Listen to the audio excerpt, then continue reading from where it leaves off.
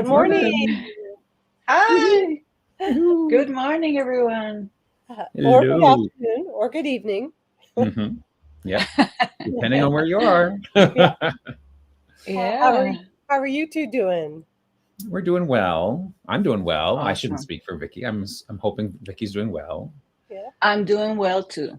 Yeah. Yes. We're missing Megs though this Yes. morning. Yeah. She's not able to join us. Yeah.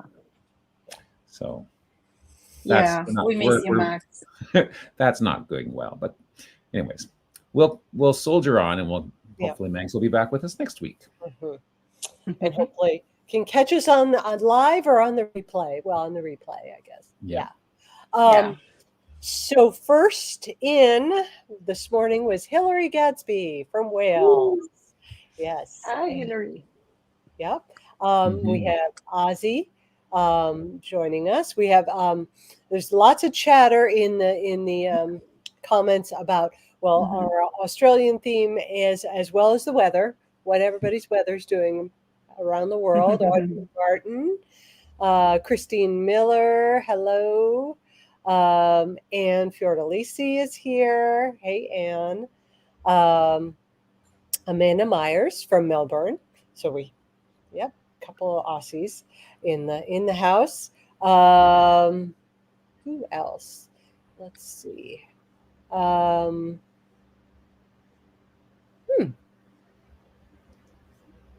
know there was more than that. Sandy Patton. Hey, Sandy. Hi, Sandy. Sunny Atlantic. Biscuits for everyone. Yum. I could use a biscuit. Katie Miller. So glad I could make it this week. We are too. And Crystal J. Yoke. Chris Ferriello. And Susie Carta. Hello. And Patricia Jackson. John Tyner from Ireland. Nice. And that's it so far. Good morning and hello all. All our regulars. Yeah. Nice. So as I was mentioning, our question of the week this week is, do you have Australian family? So Vicky and I took a look. We had let's see, how many answers? 70 answers. 70. Yes. So we split that up. Vicky's going to take the first group, and I'll take the second group. So I'll hand it over to you, Vicky. Okay. This is always my sharing of the screen. Sharing the screen. Oh my God. Okay. So, are you seeing my screen? Yes. Yep. Cross fingers. You got it. Okay. Question of the week. I selected. We can't read 70 answers, but I selected some of them. First of all, Chris Ferraiolo. Hey, Chris. He says, "Would you believe I do?" He has some Australian ancestry, and he says Italians didn't just go to the Americas. Many went to Australia to get a better life. So he found some DNA matches by the way of Euplio or Epluio. Euplio, I don't know how that's pronounced. Euplio Carraps. He was born in Gesualdo, and he passed away in Australia.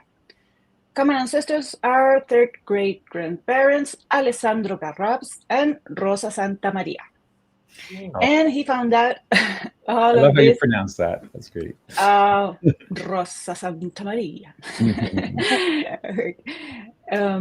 He found out all about this DNA after a cousin messaged him, and he said, "Hey, did you know we have cousins in Australia?" And he contacted some of these matches, but they said they wouldn't smuggle any platypuses. How do you pronounce that? I didn't know that. Platypuses. Oh, platypuses. For him. Okay, thank you so much. And he says, "Sigh, he can't win them all." Yeah, that's a frequent problem we find with DNA matches. Then I selected Anonymous. Anonymous is a sixth-generation Australian, a descendant of 2 convicts. You know, there's a lot of convicts in Australia.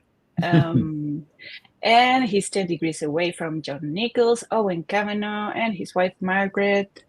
And they all went on the first fleet, the first voyage of convicts from England in 1788. And he's a part of the Australia Project. Excellent. A lot of members of the Australia Project. Yeah, we have a very vibrant Australia project on WikiTree. Yes. Sue Wyatt says her family has been an Aussie, particularly Tasmanian, and her first convict arrived in 1832. And her family has at least 10 convicts on direct lines. Wow. They're easy to research in Tasmania, but those who came free are more difficult to find. Oh. She loves being part of the Australia Project, team leader for the Tasmania Van Diemen's Land group. Great. And she has a few free space pages relating to Tasmanian topics. Great, Sue. Great work. Very nice. Lee Chester Master is an Australian. He's an Aussie through and through, he says. And he's a 4th or 5th generation Aussie. And he says one side was a convict sent out for stealing a corkscrew. Can you believe that? Wow.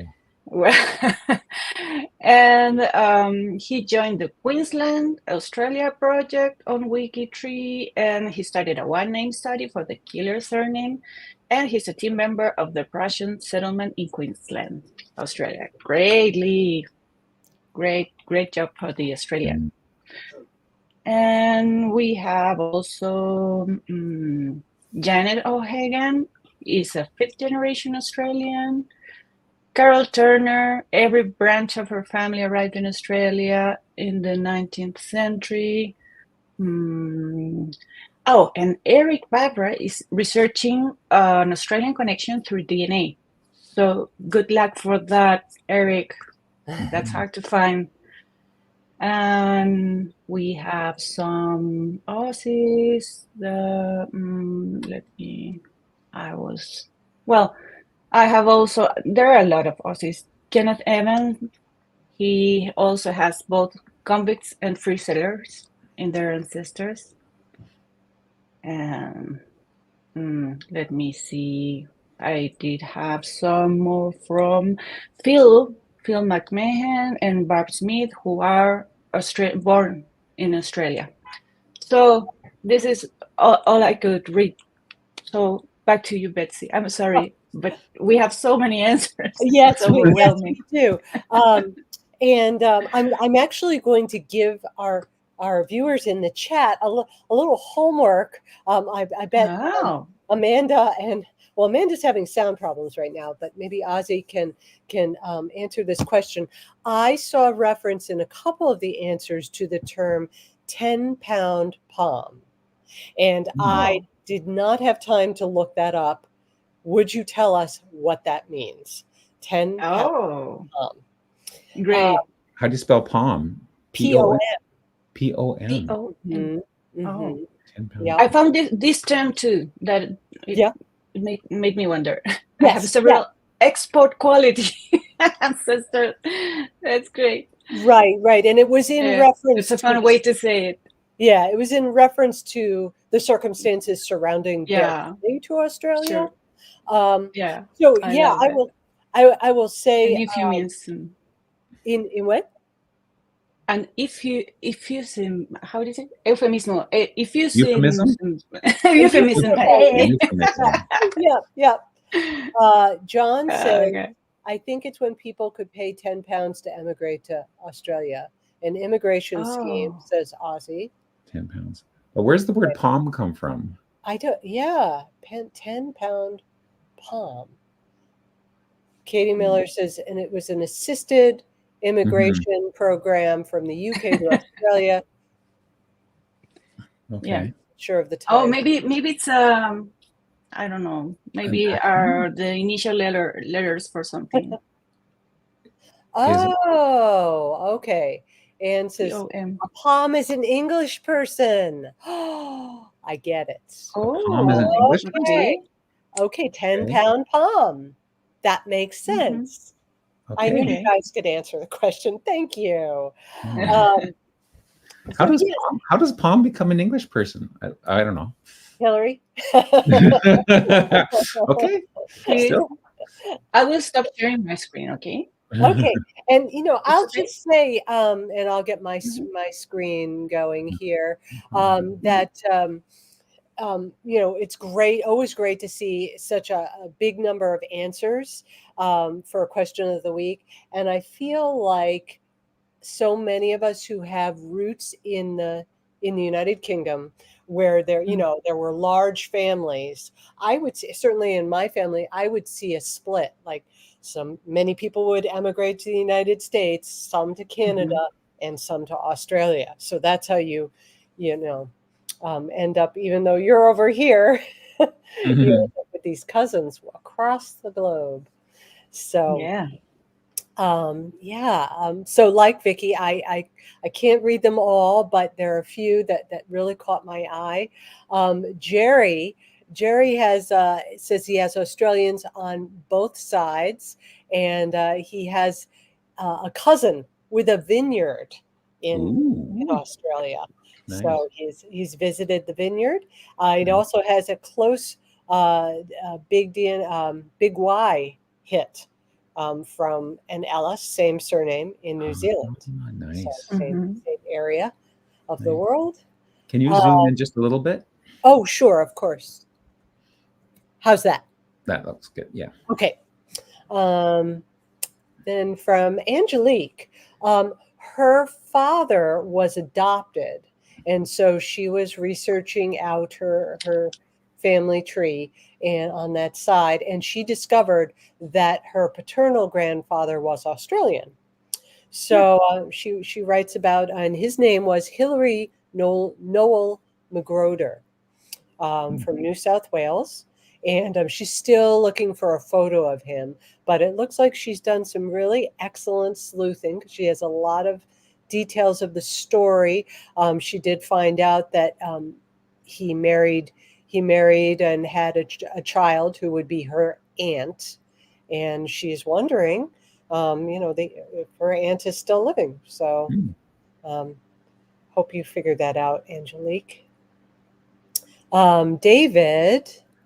David says yes, starting with the Wally family who emigrated from the United Kingdom, and there's where I first saw 10-pound palms. Yep. And he said, although my grandmother was a Mawson, after several years of research, I have not found a link to the famous Australian and Antarctic explorer, Sir Douglas Mawson, much to the disappointment of the family. I feel like we've talked about Sir Douglas Mawson. Am I right? Maybe. Maybe David has posted before. Oh, that's quite possible. Yeah. Hey, you know what? Lisa Gervais in the chat says Pome, Pome, is a prisoner of Mother England. See, I told you. Oh, it has a meaning, but yeah. Okay, interesting. Then we have Marion writes, I am a 6th generation Australian. Those who came after my 3rd great-grandfather were a mix of convicts, free settlers, assisted migrants, and unassisted migrants. Most came seeking a better life than the one they left behind.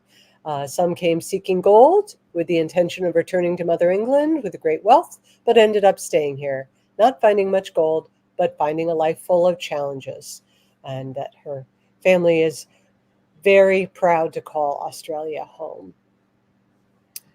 And Susan Austin, let's see. So the thing that caught my attention with Susan's post is she was talking about her American and Australian branches that have kept in contact through the generations. It's sometimes it feels to me like as you get farther down the family tree, it's like I have relationships with second cousins, but not all of them. And it just, some of it seems like chance, whether how well your parents kept in touch, and then it filters down to your generation. So this is very cool, Susan, that you have that. And she was able to visit the graves of some of her ancestors when she visited. So, yes. How cool is that? Yeah. That's great. And then John, I'm sorry. I'm probably going to mispronounce your name. Vladis, I think, told us about his Aussie ancestors, who had very, very interesting occupations. We had a printer from London, brought his printer by the sea. So he worked for the Sydney Herald, and then later moved to Parramatta, where he established the first newspaper in that town. Married Sarah Turnan, and then Patrick Moroney, or it could be spelled one of two ways, wrote scripts and directed scenes for some of the earliest silent Australian films. Oh, neat. Yeah, married Rebecca Mason. And then Alexander Joseph McCarthy followed gold strikes to New Zealand and then the Australian outback, not as a digger, but as a brewer and hotel manager. And his son served in the Australian Regiment. So, and Margaret Lorden. I'm taking care to say the women's names, even though there isn't really, we don't know what they did. They were mothers and homemakers, but that's important too. So, and I think that might be it. No, there's one more on this page. Christine. Christine is a first-generation Australian, having family all from Germany. Now we have 2 additional Australian generations, as well as a half-brother. We're all on the eastern coast of Australia, Victoria, New South Wales, and Queensland. I love the Australian bush. I choose it anytime over the cities. Well, now I'm intrigued. Now I want to go. Yeah. Have either of you, Greg, Vicky, have you been to Australia? No, I haven't. No, I just wanted to share that I found a DNA match. Oh, you did? WikiTree with William Maher, I guess. Oh, yeah, I know his name. Yeah. Yeah, and we have a DNA match, and we were researching our roots back in Ireland. Oh, wow. We have some Irish connection. Yeah. Oh, that's very cool. Yes. Yeah, super. All right. Oops, sorry. I meant to be up at the top here. Right. Okay. So on page 4, who is this from? This is from Debbie Stanway. Debbie, now this is interesting. Debbie is also immigrated from Pennsylvania to Australia when she accepted a 2-year Victorian Education Department secondary health and physical education teaching position in the suburb of Melbourne in 1975. So she taught there after 42 years. Well, she taught there for 42 years. That's quite a career. Yes. Yeah. Yes. My hat's off to you, Debbie. Yeah. I've had friends who've gone over to teach for a year or two, like a teacher swap. Yeah. And they just loved it. So. Oh, well, yeah. I mean, that would be very cool because you get it's a cultural exchange. Yeah. So Debbie married an Australian, and she's been researching his family, and so she tells us about her married ancestors. So there, that number. Scroll back up to number 2 on her list. Number 2, yes. Severino DeMarco. That could be another Italian who came over to Australia. Yeah, from Christmas. France. Italian. Yeah, I noticed, Debbie, I did read through everything you wrote, and there was a big theme with architecture and building. We have a metalsmith, we have a terrazzo and mosaic worker. Neat. Definitely Italian. Terrazzo. And this ancestor was credited with building the All Saints Anglican Church. Wow. In Lorne, Victoria.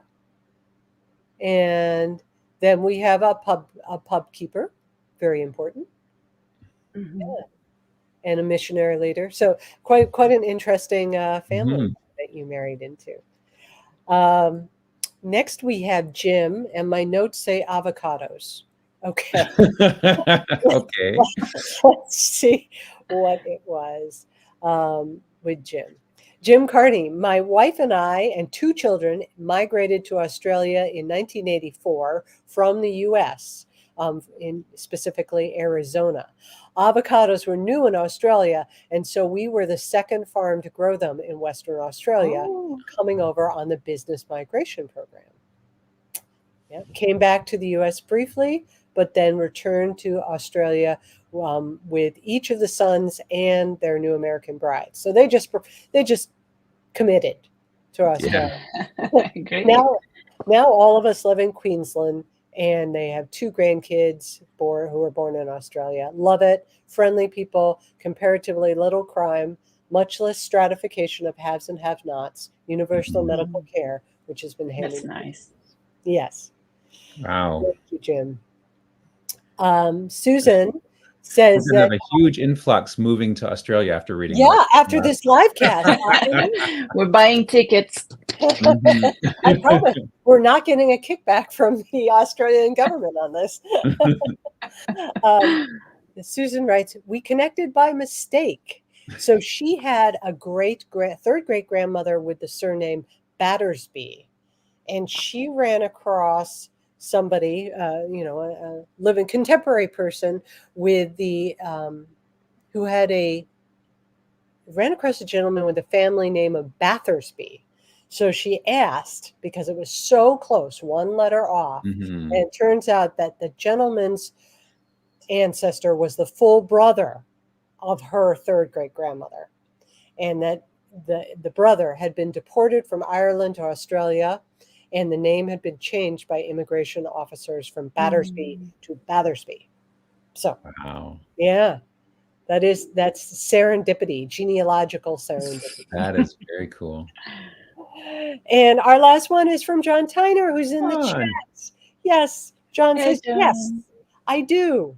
My late maternal uncle emigrated out there in the 1960s and married and had my first cousins. He was in the Sydney Male Voice Choir. I went to 2 weddings over there. So John's been to Australia. Okay. Very good. Yeah. John's done a lot of traveling. Yep, 1996 and 2007. I also have 6 cousins, once removed in Victoria, descended from John Hutton, who emigrated from Leicestershire, England in the 1850s. So, very cool. Thank you, everyone, for sharing. That was fascinating. Very cool. Yeah. Wow. That's great. Alesh has joined us. Hey, Alesh. Oh, Alesh is in the chat. Okay. Alesh is in the chat. Yeah, Yes. not here, but in the chat. Right. Cool. Good. So the connection, some weeks the question of the week leads right into the profiles of the week. This week, not so much, but that's okay. This week, the connection checkers game and thus the profiles of the week are all connected to the Continental Congress, which is interesting. So, because September 5th marks the 250th anniversary of the commencement of the first Continental Congress in Philadelphia in 1774. And so, if you're playing connection checkers, you have to see which one of these people who were involved with the Continental Congress are you closest to, and try and verify that path from them to you. I have not done that, but yeah, me neither. I'm doing it right now. Are you? Okay. As we speak. But where here? There's going to the bottom of my profile, there's the list. And what's interesting, I found, is that the profiles of the week this week are all in a tight cluster for me. Anyways, they vary from 16 degrees to 19 degrees. Yeah, this is one of the first weeks ever, I think, where I have had everybody under 20 degrees. So I had, as I was telling Greg earlier, I have a 14-degree one. Yeah, that's pretty close. Wow. Yeah. What's your range, Vicky? 20 to 24. Really? Yeah, not that bad. That's pretty close. Yeah. Because often yours are much wider than ours. Yeah. American profiles are always far from me. Yeah, but that's not bad. So if you go to, I wanted to figure out, like, to see quickly. I mean, I can, when we go through each of the profiles at the top, because of the browser extension, it'll tell me whether they're a cousin or not. But I wanted to find a quick way to see that. And so I went to the top one, Silas Dean. And when I go back down to his categories, one of the categories that he's in is signers of the Continental Association. So I'm going to click on that and then go to my connections from there. And that shows me the ones that are actual cousins. I don't have any direct ancestors here. So these are all different cousins, but look at George Washington's a distant cousin, Benjamin Harrison. And then in terms of connections, Silas Dean is in fact tied with Nathaniel Folsom, my closest connection of all of them in terms of the 16 degrees. Great. Can I just insert a comment, an important comment from Sandy, just to clarify that connection checkers is more than just going to your profile, scroll and what's my range? It's determining, that's step one. And then you verify the path. That's so right. You have to look at each pair of profiles and see, like, am I, as a genealogist, convinced? Is there enough proof to verify this connection? And if there isn't, then you go out looking for it. It's a really good exercise. Yeah. It helps. I haven't done it this week. This was a super busy week for me in other hats that I wear. But I have done it sometimes. And as long as, if it's if the connection in that path is a child, I look for the birth record, exactly. Or the marriage record if it's a connection from husband to wife and stuff. Yeah. And if they're already there on the profile, then I figure, well, that's good, and then I can move on. Exactly. So that's good. And from doing that, a number of my profiles have come one or 2 degrees closer because of that. Doing that, so that's kind of cool. So anyways, so before we go into the profiles, of course, when I read the first Continental Congress, and I thought, what the heck, what's a Continental Congress? Because, Vicky may be in the same boat as me, or she may be much more learned about American history. Yeah, of it. Thank you, Greg. But again, in another chapter of a Canadian learning more about American history, I needed to investigate the first Continental Congress. And so it's not, first of all, not to be confused with the Stamp Act Congress, because I get those mixed up all the time. Oh, I thought they were the same. I know. Wow. So this happened before. So it started off September 5th, 1774. So 2 years before the Independence Day, right, in July 4th, 1776. And it held in Philadelphia at a place called Carpenter's Hall. And basically it was the beginning of the American Revolution. There was a meeting, there was delegates. It was after the British Navy apparently blockaded the Boston Harbor to punish them for the Boston Tea Party, which is an event that most people are familiar with, at least in lore, that, they know that something happened. People dumped tea in the Boston Harbor in reaction to measures that were imposed by the king against the American colonies. So the king in turn blockaded them, and this has led to this Congress. And at the Congress, it was a meeting of, there were delegates sent from each of the 13, well, actually, were invited from each of the 13 colonies. Only 12 of the 13 colonies actually participated. Oh, who didn't participate? That was my first question. Who didn't participate? Turns out Georgia was the holdout. But they sent someone to the second meeting, because this was the first meeting of the Continental Congress. There were other meetings later on, of course, and the Continental Congress continued. So Georgia was the first holdout, and then I discovered that, and then that led me to think, could I name all the 13 colonies? So I wrote down who I thought might have been the first 13 states or 13 colonies. Right. I got 11 out of the 13 right. Good job, Greg. And I didn't. I know that New England was, of course, sort of the part of the core. So surprisingly, I got all the New England, well, most of the New England states. But I guess I thought New England went further. Maine and Vermont are the two that I had thought were part of it, but Maine and Vermont were not colonies at that point, or at least not part of the original colonies. They were. The two that I missed, in case you're interested, New Jersey was one.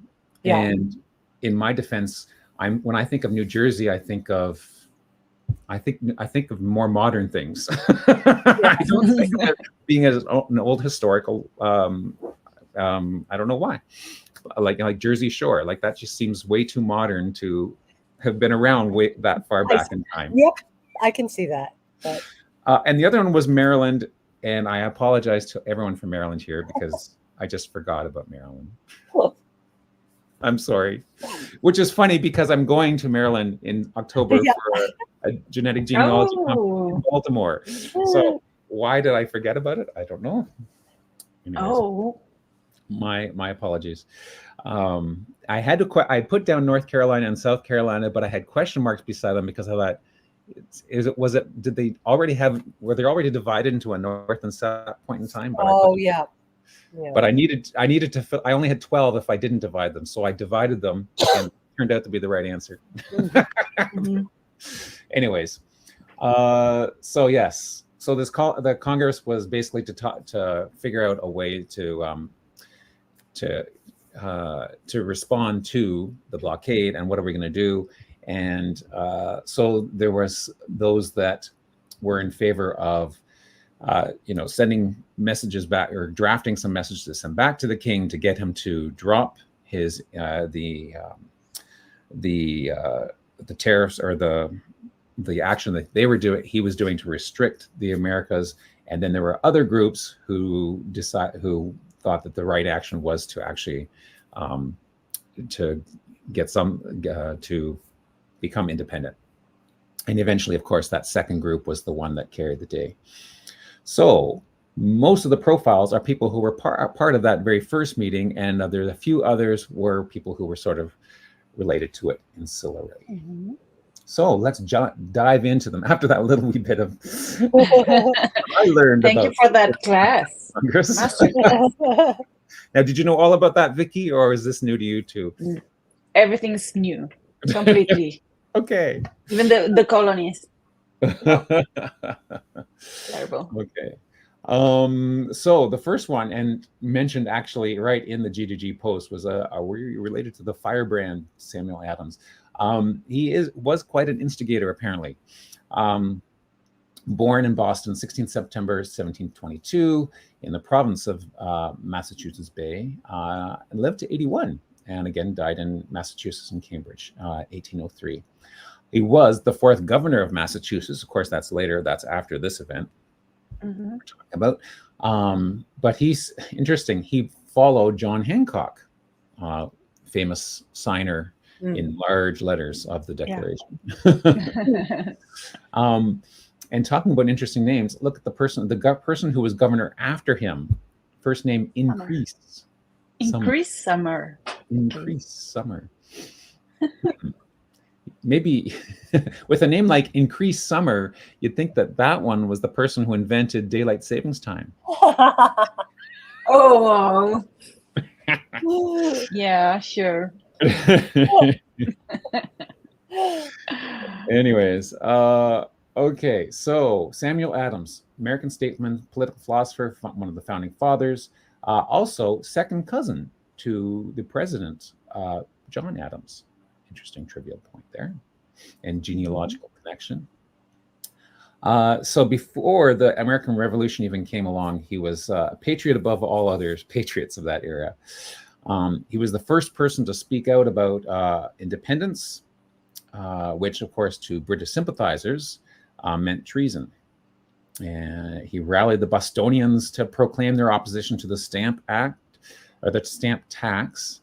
And he got his fellow citizens to vote against the trade tax that the Parliament had imposed on sugar.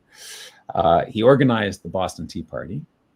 And his group of people that banded together were called the Sons of Liberty, but the British people called them the Sam Adams Mohawks, which was a derogatory term at the time. His greatest personal drive for independence led to the Battle of Bunker Hill, and he was the greatest tribute given to him, apparently, was that Samuel Adams is the leader of the greatest adventure in democracy this world has ever seen. So he was chosen by the Massachusetts House of Representatives to represent them at the first Continental Congress. So all of the 12 delegates who were there at the first were all voted in by their respective houses or the governing bodies of those colonies. So even the very beginnings of independence, was based on a form of democracy. So that's kind of cool to see that connection there. Mm-hmm. So yeah, very influential person in the whole scheme of things. And they're a cool handwritten note from way back. Wow. Isn't that, let's see if we zoom right I in. love that kind of pictures. Isn't that neat? Yeah. Yeah. Mm. And legible. Wow, that is a lot more legible than some documents we come across, isn't it? Yeah. Like you can actually read that handwriting. Mm-hmm. Mm-hmm. Very cool. Moving on, the next person notable is Peyton Randolph, born in 1721 in Williamsburg, Virginia, 10th of September. So a lot of them are having birthdays right around in this month. Could be ancestors of the month. He died at the age of 54 in 1775, the 22nd of October. So the first Congress took place on September 5th, started September 5th of 1774, and just a year later, this person died. But he was actually elected as the first president of that Continental Congress. Then someone else took over for a few months, and then he regained the presidency for I guess a few weeks at the end of in May 1775. So he studied at William and Mary, the College of William and Mary in Williamsburg. And there's a number of people in the profiles. I think there's 2 or 3 of them that studied at William and Mary. Obviously, an institution of higher learning that was well established real early on and quite influential. Mm-hmm. Followed his father's footsteps, went to the Virginia bar at young age, became an early patriot, pushing for independence, and again elected to the first Continental Congress. No children, but 2 counties are named after him. There's a Randolph County in Indiana and a Randolph County in North Carolina. And also 2 ships were named for him. One, the Continental Congress itself named one of its first frigates, the Randolph. And then in World War II, there was an Essex-class aircraft carrier, the USS Randolph, was named for him. So that's kind of neat. Now, one thing I wanted to point out when I saw this, so here is an image that's been attached, an association. So this is part of the, obviously a historical document, but It's called My Stuff Image 77. Oh, great. I didn't want to say anything, but it was driving me crazy. Please change that. Well, I clicked on this specifically because we can change that. If you didn't realize, like it was, I'm sure this is called My Stuff Images because the person who uploaded, I'm sure, has a bunch of documents, and this is just from her My Stuff. A bunch of stuff. Yeah, it's a bunch of stuff. So that was probably the original file name on the original WikiTree's hard drive. Okay, which is what the default's going to be if you don't do anything. But we can change. We can change that. So we can go over here, hit edit, and change the title right there to. Now the question is, what should I call it? Yeah. The tip of the week by Greg Clark. There we go. This is the tip of the week. If you come across this and it just says My Stuff Image, rename it. I'm going to just call it historical document for now, but I'm hoping one of our WikiTree members who is watching it will actually put a better title on it. And I'm going to save changes. So now it's going to say historical document. We'll go back to Peyton Randolph. And now it'll say historical document.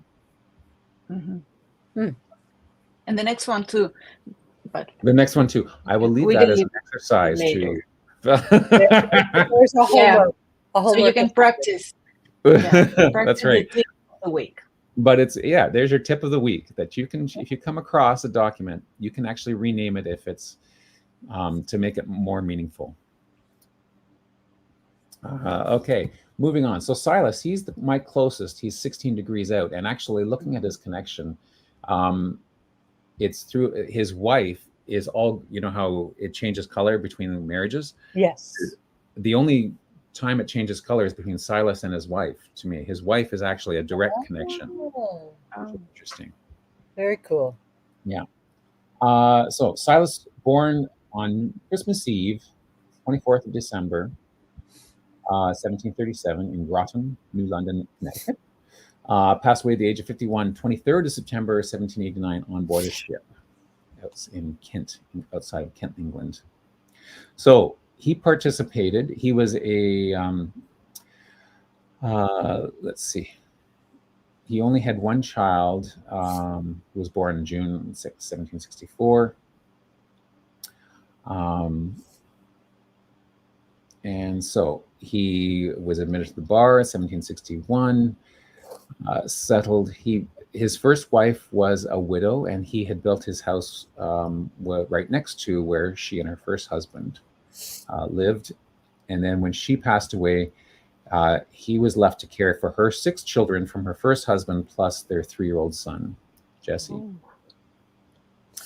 Then he remarried a few years later to another widow. So I guess he could we say he has a type? I don't know. He must have been so different in those days. I mean, the communities were very small and insulated. Generally, that's right. Yeah, and people died very young. People died young, and people needed to be married for more than love. You know, it was just to make to make life work. Yeah, that's right. Yeah. So he was appointed to the First Continental Congress, and he represented Connecticut, I think. And then he went on to, let's see, where are we here?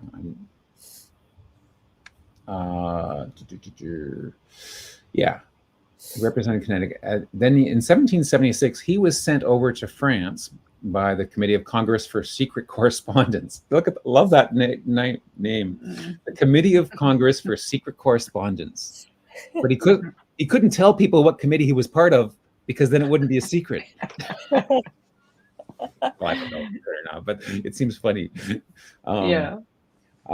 So his mission, should he choose to accept it, in France, was twofold: to secure arms from the French to help with the revolution, and needed supplies, and also to secure recognition. So, like, to gain their recognition that this new country would be, they would recognize them.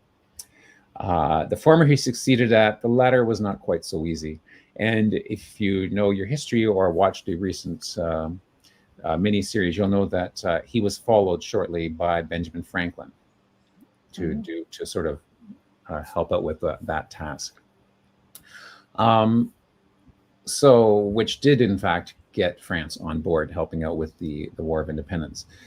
Sadly, though, our man Silas here was called home. He was accused of fiscal imprudence, and though the charges never stuck, he was actually just discharged, and he spent the last 10 years of his life in exile. And that ended with his death on board a ship outside of England, outside of Kent County. And there's still a mystery around exactly how he had died. Whether it was, one theory is that perhaps it was tuberculosis, perhaps it was suicide. Like there's just not exactly sure what happened. So that's very sad. How old was he? He was 51. Oh. Yeah. So he was involved in and helped out with the revolution. Went over to France, and was part of that delegation. I mean, one of the forerunners of that, in fact. But then was called back because of claims against him, which were never proved. So that's a sad outcome. Yeah. For this guy. Oh. Then we have Elefante Dyer. Elefante. I'm not sure how else one would pronounce that. From Connecticut, and if anyone has a better pronunciation, let me know. Let's see if I can help with that. How would you do that? I'm looking to see if you're Googling that. yeah. And it comes up pronunciation. How to pronounce. So where is the accent? Let's see. Well, so okay, carry on. Okay. Anyway, he has a short bio. He was a brigadier general, but he got married in 1745. 6 children listed here. He was a colonel in the Connecticut militia in 75-76. Served as brigadier general from 76 to 77. He was also a judge in the Superior Court and Chief Justice, and he represented Connecticut in the Continental Congress. Died in 1807. And Finnegan, who do you see out there? Oh, I heard a growl. Yes. Yeah. Ferocious. Finnegan lately has been very possessive of our side road, and anyone who drives on our side road without his specific permission, he growls. Oh, okay. Oh, yes. What a silly dog. Anyways, and that's all we wrote, all we know about Elefante. Finn, hush. Oh, my goodness. George Reed is next. Born in New Munster in Maryland. Sorry, Maryland. I apologize again for forgetting. Born on 18th September 1733, died 21st of September 1798. Look at that, a double September. Perfect. Another anniversary. Yes. So he was the 3rd president of Delaware from 77 to 78, and also became a senator in 89 to 93, 1789 to 90. For Delaware. Eldest son of an Irish-born Colonel John Reed of Maryland and Delaware. And he received classical education, studied law. He became a lawyer at age 19. Wow. That seems young to me, to become a lawyer, a full-fledged lawyer. Maybe not back then. He must have had lots of confidence. Yeah. So now, this biography is very well written, and it's like, I don't know if it's his. I don't know if this biography came from Rossiana. I wonder if that's how it's what this means. It says George Reed biography, George Reed from Rossiana, published 1908 by Reed Family Historian. So I'm wondering if all of this is from that, because this paragraph here that describes how he looks. Seems, I mean, it's well written, but it doesn't it doesn't fit with your typical WikiTree prose, right? George Read was tall, slight, and graceful, with a finely shaped head, strong but refined features, and dark brown, lustrous eyes. His manners were dignified. There he is. There you. Would you say those eyes were lustrous? Sure. His manners were dignified, and he could not tolerate the slightest familiarity, but he was most courteous and at times captivating. And he dressed with the most scrupulous care and elegance. Oh. So I'm not sure what source you could use as a genealogist to back up any of that. So I'm thinking this must be from the publication list. So interesting. And he could not tolerate the slightest familiarity. What do you suppose that means? Yeah. Well, maybe he was standoffish, is what it sounds like to be. Okay. Like he just, some people you can't kid around with them. Yes. Wouldn't let people call him by his first name. It was always Sir, so. Something like that. Oh, yeah. Or he didn't like genealogy. He couldn't tolerate the familiarity. Family couldn't the slightest family. So interesting trivia. He was one of only 2 statesmen and the only Southern statesmen to have signed all 3 of the great state papers on American Constitution, on which American constitutional history is based. So one of them would obviously be the Declaration of Independence. And I think we've talked about this before. I'm trying to think. There was the Declaration of Independence would have been one of the 3. I think probably the Bill of Rights, I'm guessing, and I can't remember what the third one would have been. The Constitution, maybe. The U.S. Constitution. Does that sound like the 3? Yeah. Yeah, it does. It does. I think you're correct, Greg. Yeah. So only Southern statesmen. So 11, he was the Attorney General under the Crown, and then he warned the Crown about taxing the colonies, and then they, I don't know. Anyways, eventually he relinquished that because of his, he couldn't stand what they were doing. Signer of the Declaration of Independence, there we go. And author of the first Constitution of Delaware. So there we go. Nice. And there we have George Read. Yeah. Before we go on to the next one, Patricia looked up. Elefante. Nice. Yeah. Thank you, Patricia. Thank you. Very nice. Benjamin Harrison V, who was a distant cousin, looks like. Born in the Berkeley Plantation in Charles City County in Virginia, 1726, and passed away in the same plantation at age 65 in 1791. He was the 5th governor of Virginia between 1781 to 84. Signed the Declaration of Independence, and was the 4th of 11 children and the oldest of the 7 sons of his parents, Benjamin Harrison and Ann Carter. His legacy was that he both Harrison County in Kentucky and Harrison County, West Virginia, were named in his honor. He was a planter, a merchant, a revolutionary leader, and founding father. And I like here, they've got both sides of the gravestone for him pictured in. Yeah, you always got to check the back. You always check the back. Yeah. Well, especially look at this back, which is has an interesting take on the signing of the Declaration that I hadn't even thought of before. But when I read this profile and described this, it's interesting. It brings another perspective to it. Yeah. By signing the Declaration of Independence, the 56 Americans pledged their lives, their fortunes, and their sacred honor. It was no idle pledge. 9 signers died of wounds during the Revolutionary War. 5 were captured or imprisoned. Wives and children were killed, jailed, mistreated, or left penniless. 12 signers' houses were burned to the ground, and 17 lost everything they owned.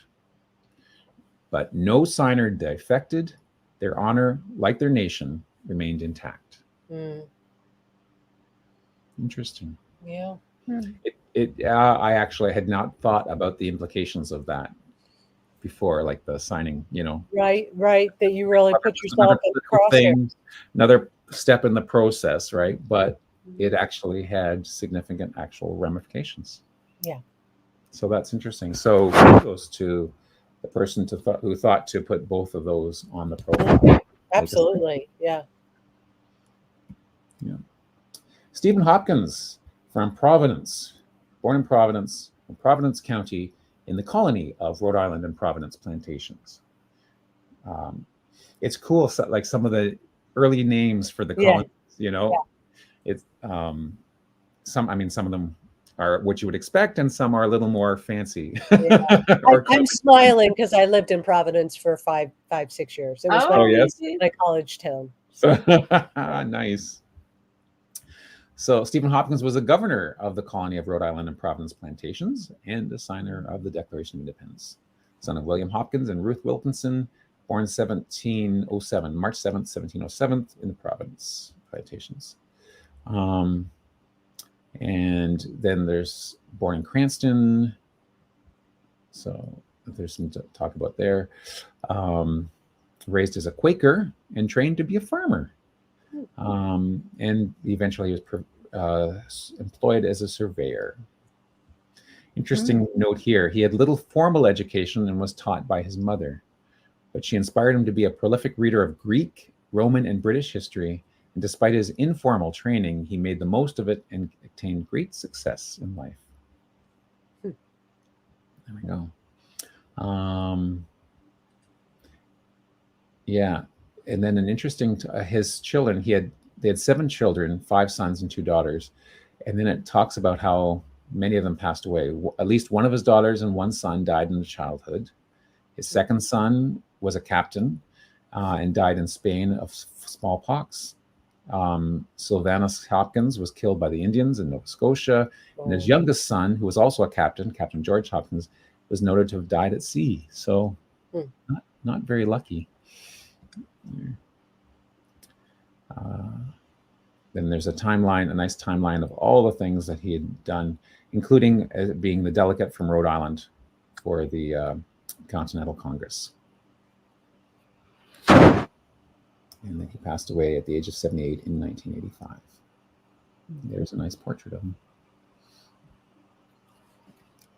Moving on to Edmund Pendleton, born in 1721 in Essex, later Caroline. Now, I'm thinking that it should just say Essex because that was the name of the place at the time.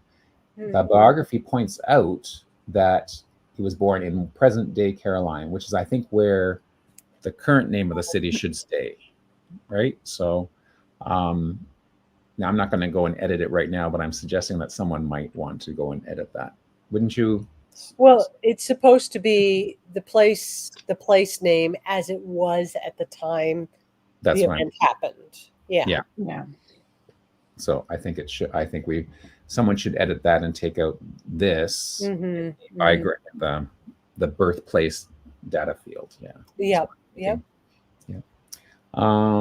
But Pendleton was, let's see, he had 16 known siblings, large families back then, eh? Married twice himself. But he was, though he came from a large family, he himself did not have one. He only had 1 child. His first wife died in childbirth or because of childbirth complications in January of 1741, and that child died just 10 months later in November 1741, sadly. He did get married a second time, but they had no surviving children from that marriage. So that's sad.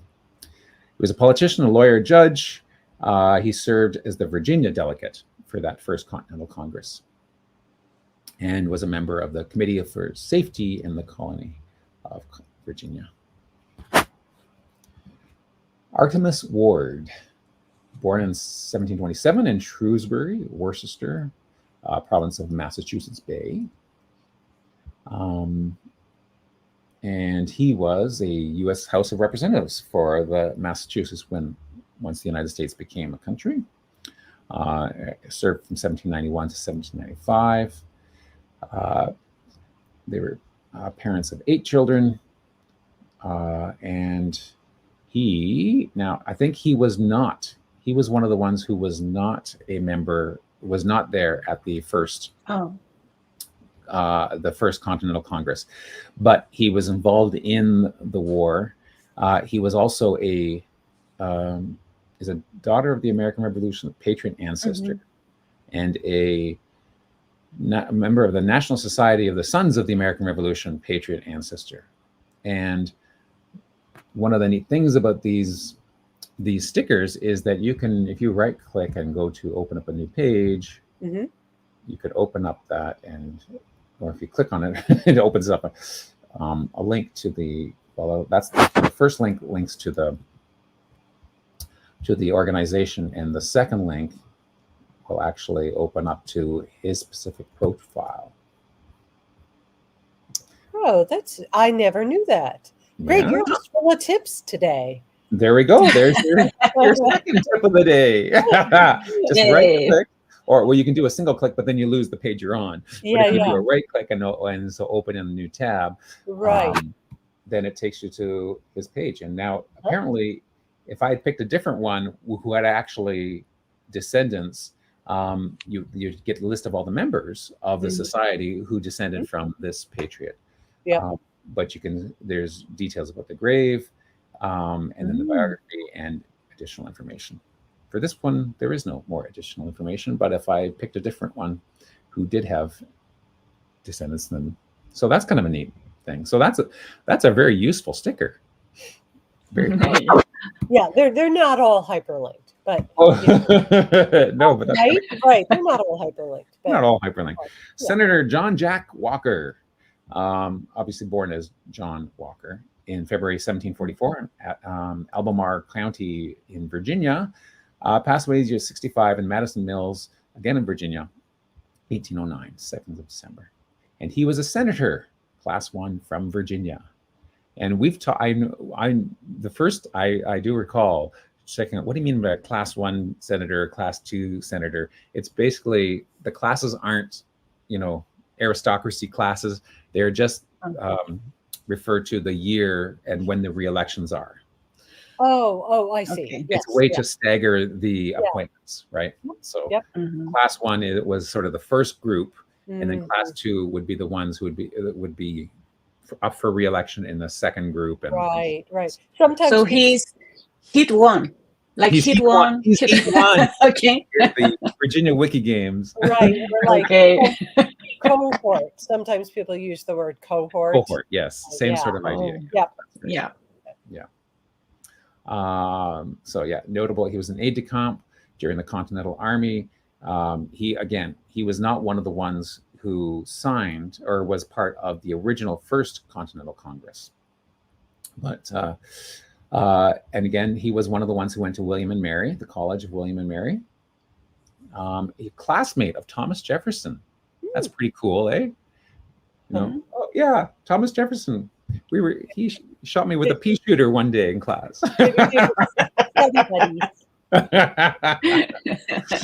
right.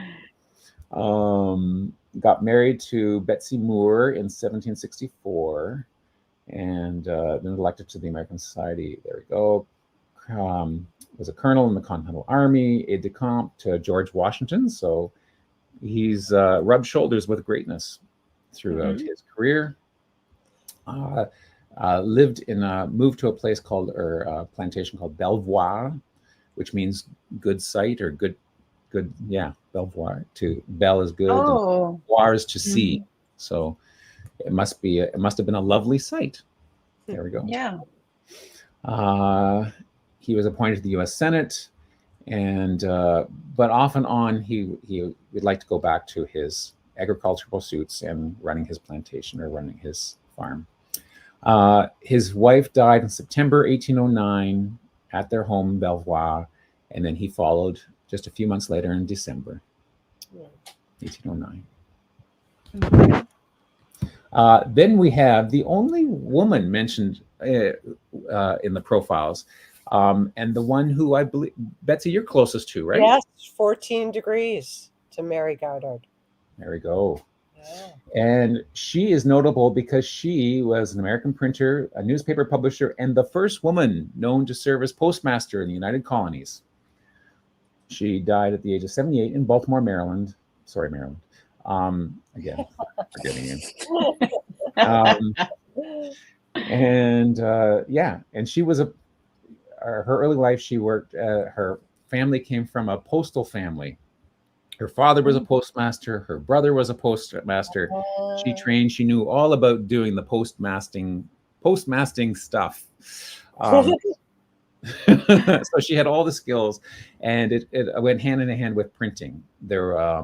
Both her brother and her father were printers and publishers, and she herself eventually became a publisher as well. Mm-hmm. And she was appointed postmaster of Baltimore, Maryland. Yes, that Maryland. Under the first postmaster general, Mr. Benjamin Franklin himself. So she was not only an accomplished printer and publisher, but now she was de facto in charge of her own post office in a major commercial city. Unfortunately, that wasn't a salaried position, so she just wasn't guaranteed an income just from that. Wow. So she still had to make a commission on the post that they sold, and she also had other things that she sold in the shop. She printed broadsides, books, and almanacs, and sold those along with stationery and dry goods. There we go. Now, unfortunately, her brother was sort of jealous of her success, and when he returned to Baltimore, he ousted her and resumed control of the newspaper. So that was unfortunate. Oh dear. Yeah. But one interesting note, when she died, in her will, she had one enslaved person, and she manumitted, released, gave her freedom, and bequeathed all of her possessions and property to her at that time. I thought that's pretty cool. Yeah. So there we go. And the final profile of the week is some little unknown person that you probably never heard of. And we've never talked about him ever before. Benjamin Franklin was not one of the original people at the first Continental Congress, but obviously very influential and part of the whole independence, including connections with Silas, who was part of that first Continental Congress. An unfortunate end to his life. But I think we will just revel in the fact that he was mentioned as profiles of the week, but we've already talked about him at length in other times. So I think I will end the segment right there. Wow. Bravo, Amazing clap. There's your history lesson for today. We learned a lot. Yeah. And you're not sleeping either, so that's good news. I know. Oh. Let's see. We have just 2 photos today. Let's look at, and they are both grandmothers. Oh, nice. Yeah. So this is Shonda Feathers, grandmother, Lillian Carol Roth, born on Christmas Day, 1924, in Salem Township, Ohio. And by the way, the theme this month is portraits. So I know you all have a portrait of some ancestor somewhere. So get those posted. And this is Alexis Nelson's husband's grandmother, Audrey Violet Jones. And she was, this portrait is from 1915, and she was 14. So really, really beautiful. Yeah. Very nice. So thank you, both of you, for posting those. And then celebrating our ancestors. I'm going to get all set up here. I need multiple devices to do this. Okay. So first we have Pearl Lovelace, who is Alexis's paternal grandmother. and beautiful profile here. Many we can look at the bow, the hair, Oh, the Wow. high Victorian collar. Just there she is as a youngster, nice. and Lovely. yeah, I think this is the background for the. Mm. Yeah. So there were a couple of things that caught my eye in the bio. So her connection to September. She was born September 26, 1886, in New Salem, Illinois. And she grew up in Illinois, and it was there that she gave herself the nickname Daisy. Daisy. Because apparently Alexis thinks it may have been there was another girl named Pearl. And I know how teachers think, like, how do I differentiate? Do you have a middle name? Mhm. And so her teacher asked what her middle name was. She was too embarrassed to say she did not know. So on the spot, she just said, Daisy. And so her friends started calling her Daisy Pearl as a Mhm. joke, and it stuck. And in the 1910 census, she's even listed as Daisy P. Wow. Wow. So that's a fun story. Her mother died sadly when she was 15, and she stood in helping to raise her two younger brothers. The family moved to Oklahoma, and she was so well known for her friendliness and her beauty that when the local newspaper had a popularity contest to promote, it's just to promote subscriptions to the newspaper, Pearl won the contest. Listen to this, 135,905 votes. Wow. Wow. Great. And she received a ring and a piano, which she was a pianist. So, That's amazing. Just on. Alexis writes, I was very blessed to have her for a grandmother. She's the main reason that I have so many photos to share on WikiTree. Oh. Yeah. So when did she pass? She passed January 16th, 1971. Okay, so Alexis would have known her. Oh, yes. Yeah. Mhm. Yeah. So, Nice. yeah. Thank you so much, Alexis. Nice. And then our next profile shared by Kay Smith. And this is Clayton Brookings Smith Jr. Kay writes, although he was too old for a died young sticker, his life was cut short pursuing his passion. At just 39, in his prime, one of the innovators of the racing world died at the track on September 6th, 1954. So there's his connection. His company lives on, helping those who desire more performance get that last little bit of horsepower out of their vehicle. His logo is iconic and can be seen in pop culture 70 years after his death. So I think there's a picture of the logo here on the profile. There he is. And there is the logo, Clay Smith Cams. Oh, cool. Yeah, so he was Mr. Horsepower. And so the biography gives a little more detail. He lost his life when he was working in the pits for driver Chuck Stevenson, and a car spun into the open pit area. Oh, so he wasn't a driver. No. The accident occurred on the 83rd lap of the 100-lap AAA race at DuQuoin. I don't know how to say that, in Illinois. Yeah, and he left behind a wife and 3 children. So very, very sad. I just a couple of months ago saw the movie Ford versus Ferrari. Yeah. So I got some insight into the world of racing. It was very, very interesting. Yeah, it is. Yeah. Thank you, Kay. Then we have from Alice Thompson. Alice wanted to celebrate Gilbert Hodge Miller, who is a 7-degree connection from her, born September 1st, 1892. And let's see. He was a farmer, builder and carpenter, and a pipe fitter in the course of his career. Yep, he was from Missouri, registered for both World War drafts, but not clear if he actually served. Had 3 children, and eventually made his way to Washington from Missouri, and that's where he passed away. So, thank you, Alice. And then this is from Anne Fiorelisi.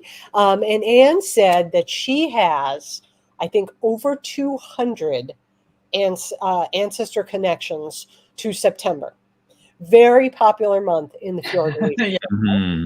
Including her birthday falls in this month. Her sister's birthday falls in this month. So happy birthday, Anne. And this is her first cousin once removed. I think it's her first cousin once removed's husband. Okay. So born and died whole life in Kankakee, Illinois. And Anne said she never got to meet him. But she has some records and this lovely wedding photo of her first cousin. Nice. Yeah.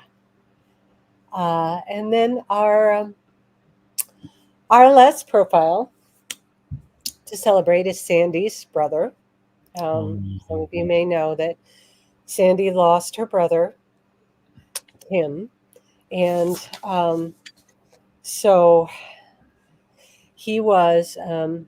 Well, as you can see from the background, he was a fisherman. He had many talents. A fisherman, a musician. He was a bass guitarist. I'm going to go to the photos. A bass guitarist, and Sandy writes, the only true musical member of our family. He has always influenced my love of music, especially the. I'm sorry. No, this is hard. No. Yeah, it's too recent. Yeah. Influenced my love of music, especially the genres of blues, country, and rock. And at a young age, I would tag along to concerts with him. Many stories to tell about those concerts. She was also a cook. And she says, sadly, he has this legendary barbecue sauce recipe that is a secret. Oh, no. Never know how to make that barbecue sauce. He was an avid Harley motorcycle rider, and a family man, most of all. And she wrote, Tim never made a stranger. Whether you knew him or not, his warm smile always made you feel like his best friend. And without a doubt, when Tim made it to heaven, he shook Dale Earnhardt Sr.'s hand, jammed with Stevie Ray Vaughan, and gave his dad the biggest Craig hug ever. So thank you so much for sharing him with us, Sandy. Thanks. And we're sending you hugs. Hugs. Yeah. Well, she says mom and her are crying right now, so we feel for you, Sandy. Me too. Oh, we're all emotional. Oh. Okay, what a great way to honor your mom. Thank you, Sandy, for sharing. Yeah, our hugs go out to you, Sandy, and your family. Indeed. So shall we let's end off by talking about what else is coming up next? Greg, I haven't talked about the profile maker. You have not? Oh, I'm sorry. Yes. No, not yet. Oh, no. I'll try to make it quick, but okay, you go ahead. We must honor, we're here to honor them. So, and just today I have a lot to say. Excellent. You know, I was kind of worried. I won't say sad, worried, because last month we didn't have too many participants. You know, there were the wiki games. We were really into a lot of stuff. You're seeing my screen, right? Yes. Yep. Yes. Good. Okay. Okay. So this month we have already 9 participants for the challenge. Yeah, that is a great number for the first week. But last month we only had 4, including me.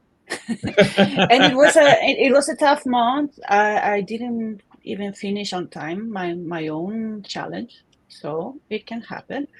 And last month I began to do something different. I began to highlight the special profiles that we have found, that I have discovered through this challenge. And do you remember I highlighted this one done by Lin Yang, Paul Virden, when she introduced us to the concept of the contextual research? Yes. Do you remember that our own Sandy read something? I asked her to read a bit of Paul Weekly's bio. Right. And it's a different kind of approach to make a bio. For instance, I will read only this. In 1908, when Paul was 7 years old, Ford began producing its first automobile, the Model T. Okay, so it's historical research to make a bio for someone you don't know nothing about. Yeah. So after that,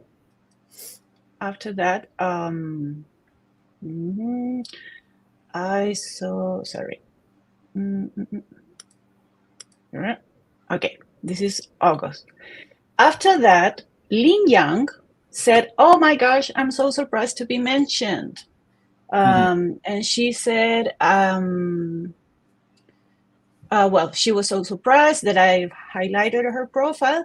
And I said, I'm glad you're surprised. Then I guess you didn't watch this Saturday Randolph LiveCast where I showed the profile. And I said, you'll be more surprised. And she said, I had not seen that. Thank you for letting me know.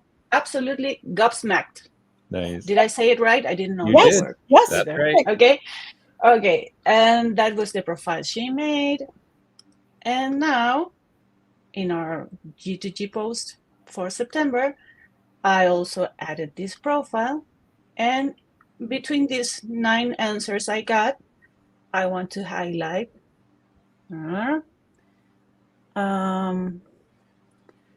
Lucy Salvaggio Diaz. She says, how did I never see this challenge before? And this is my happy place. Okay, this is my kind of people. Yeah. And she's actually researching whatever great-grandmother sister. She's not on WikiTree yet, but she's usually confused with other person who is in WikiTree. And she says, I'll create one profile for the one that is not and beautify the other. That's a lot of dashes of WikiTree love. So thank you so much, Lucy, for doing that. And I wanted to highlight this too. Nettie May Lucas, who's a new participant for the challenge, says, please, I hope that Lin Yang is watching this. I plan to make over my grandmother, Rosabelle. She says, I want to do it in the style of Lin Yang's Paul Verdun Weekly. Oh. Now you have a style, Lin. You have created something. That's so cool. Great. Yeah, it's a great impact, I guess. For me, I really appreciate it.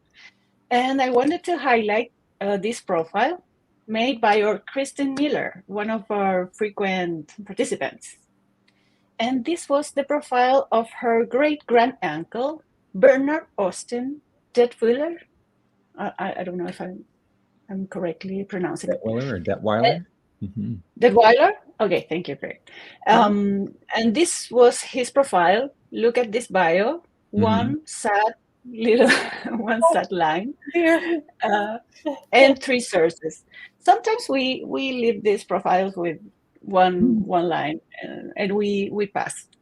But at least there were 3 passed. sources to start with, you know. Yeah. I mean, But Bernard has now a great profile.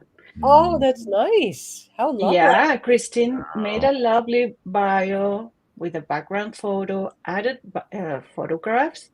And Bernard was born in Clear Springs, Major Oklahoma Territory, and she made this bio just with sources. It's not, you don't have to be a writer to make a grand biography. Just with sources, and with Sourcer, you can build a great bio. This you can recognize, maybe this is text from Sourcer in 19. In 19, Bernard was living in Cedar Barber, Kansas. Who is living with his parents. census. It's census records. And Bernard registered for the draft for World War I, and now he has a profile that honors his life. He deserves this. He served. So she found an article that says John Detweiler writes to his brother Bob that he has landed in the States and hopes to see his home folks again soon. Oh, that's great. That's the kind of stories it doesn't take too much time to build this. And it's a great profile. And then after the war, Bernard was working as an operator at a light plant. Then he was the superintendent of the city light plant. That's why she put this background photo. Oh, I was wondering. Nice. Yes. Yeah, that's the reason. And she put a lot of more photos of his major age. So thank you so much, Christine, for being always a great participant of our challenge. And thank you for this great bio, this great profile makeover. So that's it. Yeah, it's almost 11:30. So, wow, we're going for a new record, right? Oh, no. Yeah. What's coming? What's happening this week, Greg? Okay, I'm not going to cut anyone else off. No. Oh, yeah. I already gave 2 tips, so I already stole your. I had one, but I saved it. I will. And you had one too. Okay. Yeah. Yeah.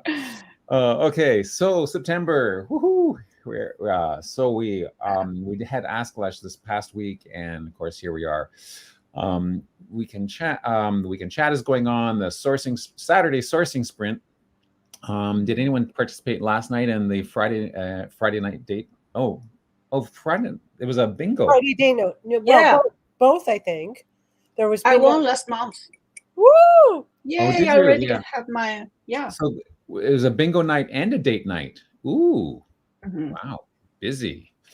But anyways, moving on. There's the question of the week and the 52 Ancestors Challenge, Datadoc. All those are going to go up. And when you share the social media post, right? I'm ready to share. Do you want me to share it now? Well, I'll say that you'll be able to tell us who, the places and the locations that those are all. There is a watch list Weevil challenge video coming out on Wednesday. I think that's Wednesday, right? New member Q&A with Betsy Go. Yes, on the 12th.